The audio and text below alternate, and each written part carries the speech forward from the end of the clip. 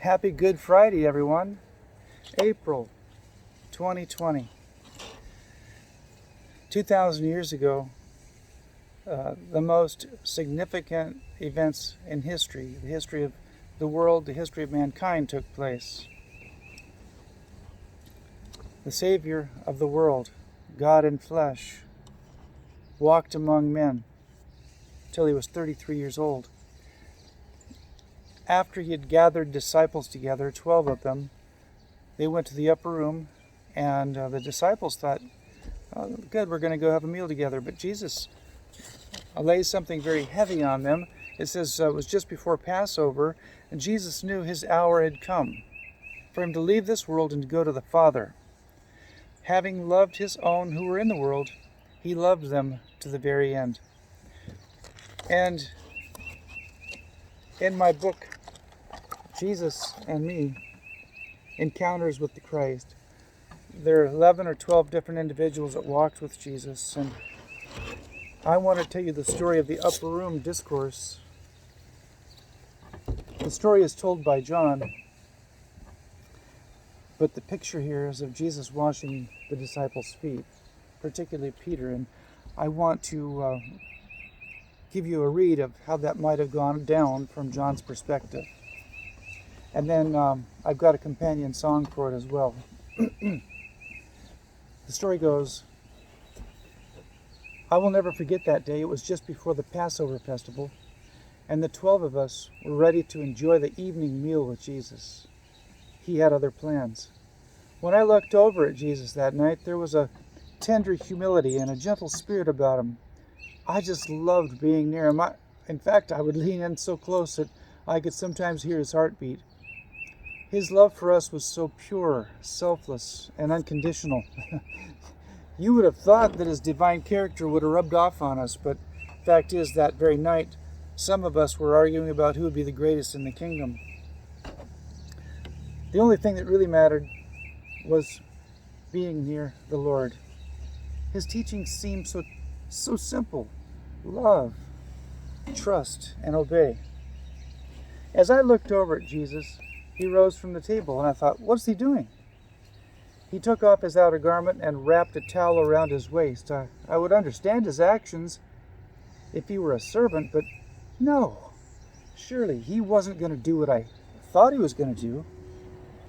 He approached each one of us, and we didn't move as he began to remove our sandals and wash our feet.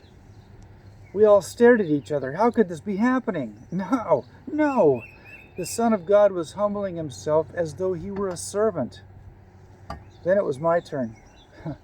Jesus knelt in front of me and removed my sandals. I wanted to pull away, but how could I? He was going to wash my feet. And I wondered, are you a servant? Are you a king? A God? Or are you a man? Why would you do this? How could you? You are the Lord of heaven and earth. I remembered his earlier teaching. He said, for even the Son of Man came not to be served, but to serve. It was making a little bit more sense, but no, not this much. And Jesus continued around the room, and I heard Peter murmur. He said, you will never wash my feet, Lord. Never. Well, Jesus said to Peter, lovingly but sternly, Peter, if I don't wash your feet, you'll have no part with me. Peter's face turned ashen, and then he thrust his feet forward. Lord, then not my feet only, but all of me. When Jesus finished washing our feet, he put on his clothes, and he returned to his place. He said, do you understand what I've done for you? Do you understand? You call me teacher and Lord, and rightly so, for that's what I am. Now, if I, your Lord and teacher, am bowing to wash you, you also should wash one another. Now that you know these things, you will be blessed if you do them. No, I will never forget that day, the day that the Son of God was willing in utmost humility to wash our feet and to be the servant among all men. That's how the story goes. And I want to sing you the song that's a companion to that story.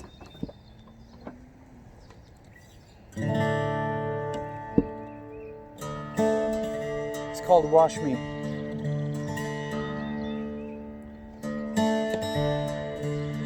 Rising from the table, his garments laid aside, he took a towel to gird himself. The room was strangely quiet. Pouring out some water into the basin for cleaning things. Kneeling down, he came to me and began to wash my feet.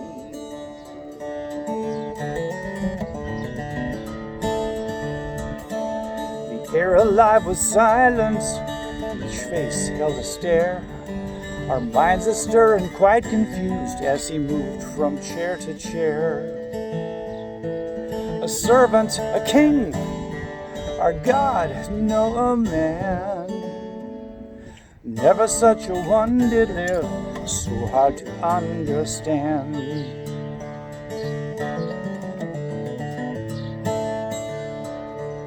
He moved to Simon Peter, and Peter spoke his mind.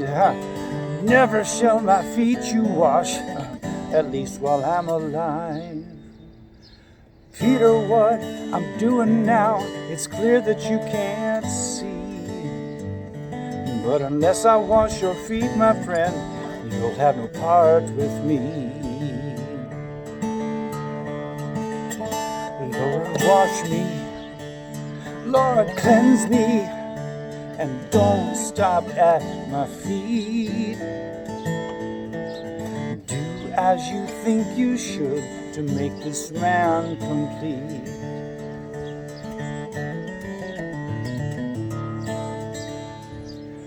Then he took his garments and he took a seat. And he said, do you know what I have done?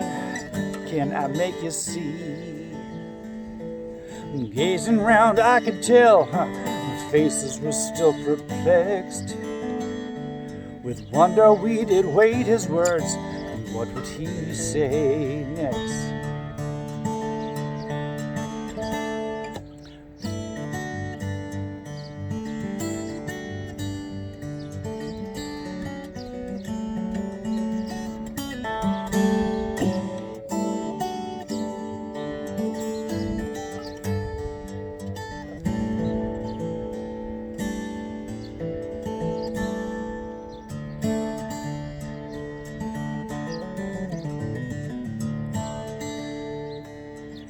You call me teacher, and you call me Lord. He said, what you say is true, my friend, and what you've seen you can't ignore.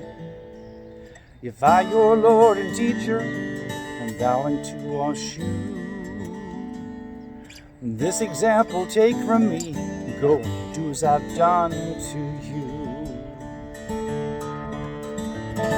Lord, wash me. Lord, cleanse me, and don't stop at my feet. Lord, wash me, Jesus, cleanse me, and don't stop at my feet. Do as you think you should to make this man complete. Just do as you think you should to make this man complete.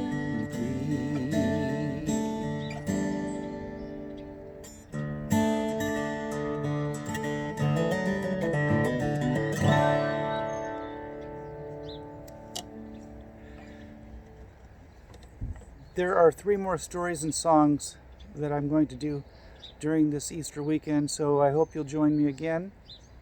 The thief on the cross is next. He was hanging next to Jesus. And then the Emmaus Road, where the 2 disciples were walking with Jesus and he appears to them. And then finally, Doubting Thomas, one of my favorites. We can all relate to it. Have a great, great day.